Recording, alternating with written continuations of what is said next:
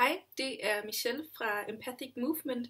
Det er blandt andet mig, der står bag den her blog, ordblind.help. Jeg vil lige kort fortælle lidt om, hvad Counterplay er for en størrelse. Det er en spil- og legefestival, der blandt andet har noget med undervisning at gøre.